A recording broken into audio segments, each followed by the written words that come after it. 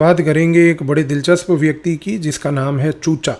फुकरे की जो मूवी एक आई थी आपने देखी होगी, उसमें जो लड़का दिलीप है जिसका नाम चूचा था, वो विश्व में भी आज की डेट में प्रेजेंट है। वो है अमेरिका का राष्ट्रगधा जिसका नाम है डोनाल्ड ट्रंप।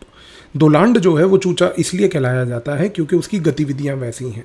अब आप देखिए कि डोनाल्ड ने क्या किया, यानी कि चूचे ने क्या किया कि अभी उसको एकदम से वैसा ही सपना आया और उस सपने से उसने सोने की मुर्गी बनाने की कोशिश करी। क्या कहना चाह रहा हूँ मैं, चीज़ को समझिए आप।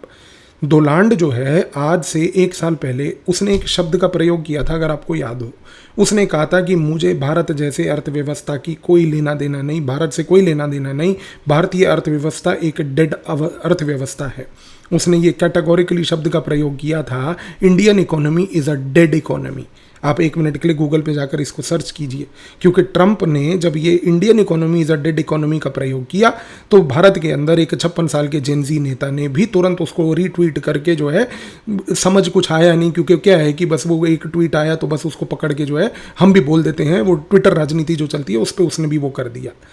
लेकिन सरप्राइजिंग बात है कि यही चूचा जो है आज की डेट में 1 साल के बाद अपनी पूरी पोजीशन बदल लेता है और अब वो कहता है कि भारत की अर्थव्यवस्था 6 से 7% लेवल पर, जीडीपी लेवल पर ग्रो कर रही है और हमें इस अर्थव्यवस्था से सीखने की आवश्यकता है कि यहाँ पर भारत ऐसा क्या कर रहा है।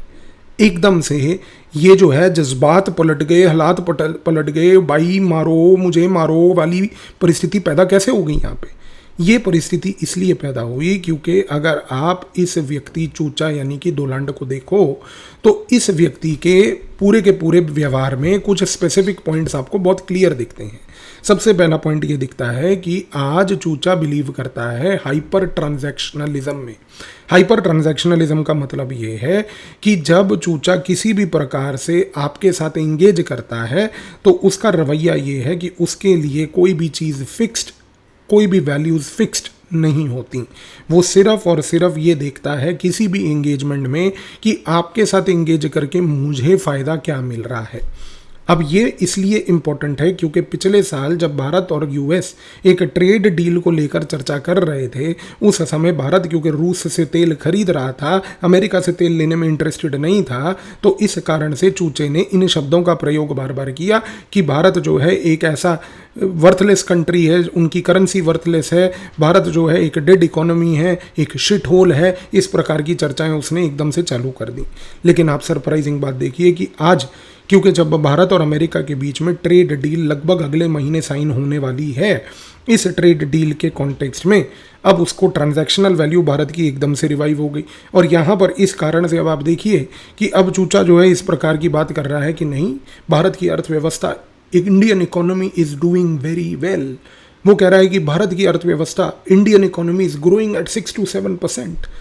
आप सोच के देखिए कि इस मानसिक तौर से हिले हुए चूचे के रवैये किस प्रकार से ओवरनाइट ही पहली बात तो पलट जाते हैं। दूसरी बात, सबसे बड़ी चीज़ ये है कि अगर हम चूचे के व्यवहार को यहाँ पर ऑब्जर्व करें तो वो ब्लैक एंड वाइट थिंकिंग के बेसिस पे काम नहीं करता। इन द सेंस उसके लिए लाइफ में केवल एक ही उद्देश्य है कि अगर आप कोई डिफरेंट कलर्स ऑफ ग्रे ढूंढेंगे तो मैं आपको पिनलाइज करूँगा। यानी कि कोई भी कंट्री अगर उसके टोन्स के हिसाब से, उसकी ट्यून के हिसाब से नहीं चलेगी तो वो एक टेरिबल कंट्री है, लेकिन अगर वो ट्यून्स के हिसाब से चलती है तो वो एक ग्रेट कंट्री है। चूचे के ये 2 शब्द ग्रेट और टेरिबल का प्रयोग बड़ा ध्यान रखिए और ये याद रखिएगा, क्योंकि चूचे को अगले साल हम भारत बुलाएंगे और भारत अगर उसको बुलाया तो उसको अंडा भी जरूर मारेंगे। तो चूचा जो है वो अगली बार जब भारत आएगा और अभी उसके अगले 6 महीने में स्पीचेस को आप सुनिएगा, वो स्पीचेस में अक्सर ये बात करता है, Modi is my great friend, great India is a great country, ये ग्रेट शब्द का प्रयोग। लेकिन यही चूचा पिछले साल कहता है कि India is a terrible country, they are basically terribly exploiting us. ये शब्दों का खेल है, ये जानबूझ के ऐसे शब्दों का एट्रीब्यूशन करना, और वो भी तब एट्रीब्यूशन करना जब आपको आपके हिसाब से विदेश नीति में फ़ायदा ना मिल रहा हो।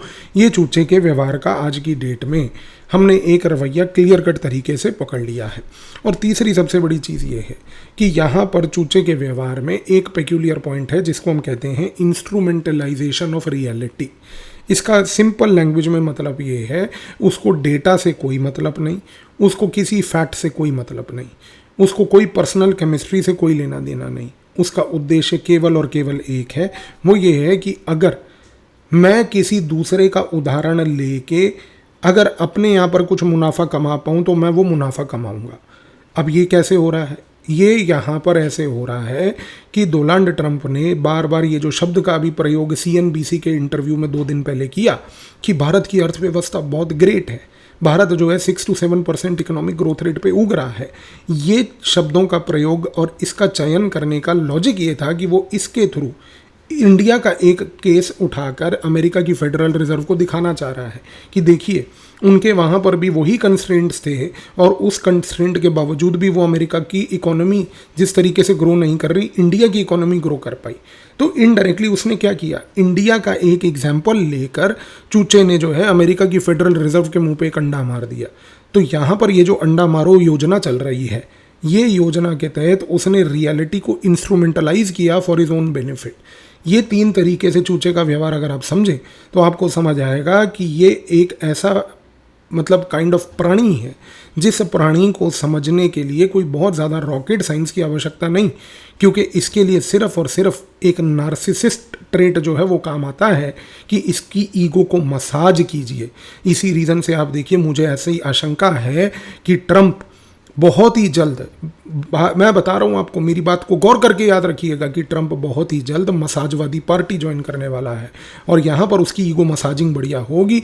और एक बार वो मसाजवादी पार्टी का हिस्सा बन गया, उसके बाद आप देखिए कि ट्रंप से अगर आप चाहें तो वो भारत में आकर किसी प्रकार से भी कोई भी नीति को वो कर लेगा अगर हमने ये चीज़ उसके लिए कर दी तो। ये रियलिटी है इस चूचे की, ये इसका एक परिचय है। धन्यवाद।